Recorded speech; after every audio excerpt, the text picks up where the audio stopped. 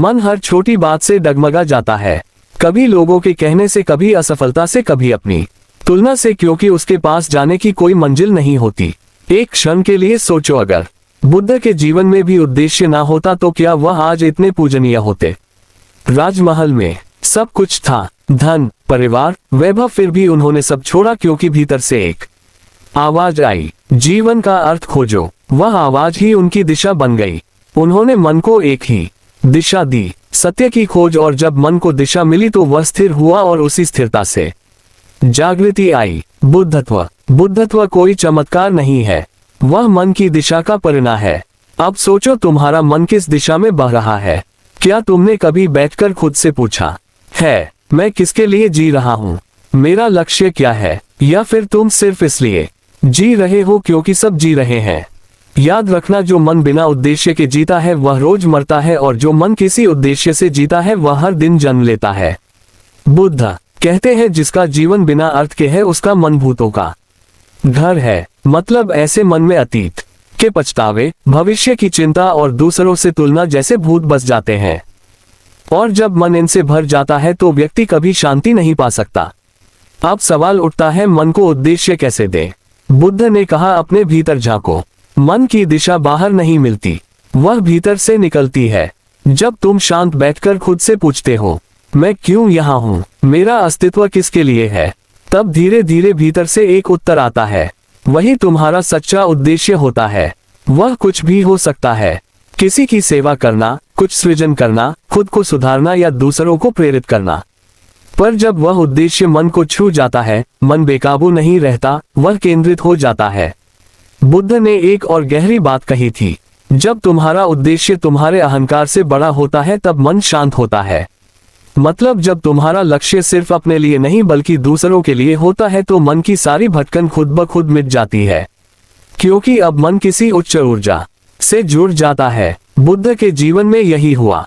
उन्होंने कहा, मैं तब तक विश्राम नहीं लूंगा जब तक हर प्राणी को दुख से मुक्ति ना मिले। ये शब्द केवल करुणा नहीं थे, यह हर दिन पूछा जाए तो मन कभी व्यर्थ नहीं जाएगा, क्योंकि मन की शक्ति बहुत बड़ी है, लेकिन उसकी दिशा तुम्हारे हाथ में है। एक छोटी सी कहानी सुनो। एक किसान था जिसके पास 2 बैल थे। वह दोनों को खेत में जोतता था।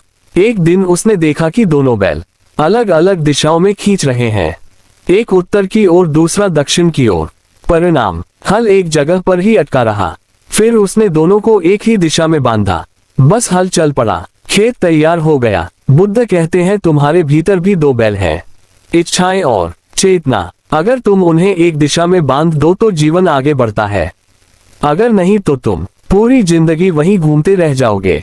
याद रखना, मन को रोकने की जरूरत नहीं, बस उसे दिशा दो। जब मन उद्देश्य पूर्ण होता है तो वही ध्यान बन जाता है, और जब मन उद्देश्यहीन होता है तो वही तनाव बन जाता है।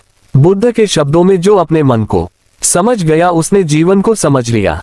इसलिए अगली बार जब तुम्हारा मन भटके तो उसे दोष मत दो, उसे काम दो। जब तुम मन को एक दिशा में लगा दोगे, वह तुम्हारा सबसे बड़ा साथी बन जाएगा, तुम्हारा सेवक बन जाएगा, और तब कोई भी बाहरी परिस्थिति तुम्हें हिला नहीं पाएगी। तो दोस्तों, अब समय आ गया है अपने मन को एक दिशा देने का, क्योंकि बिना दिशा का मन अपने ही विचारों में डूब जाता है, पर जब तुम उसे अर्थ दे देते हो वह तुम्हें ऊंचाइयों तक ले जाता है।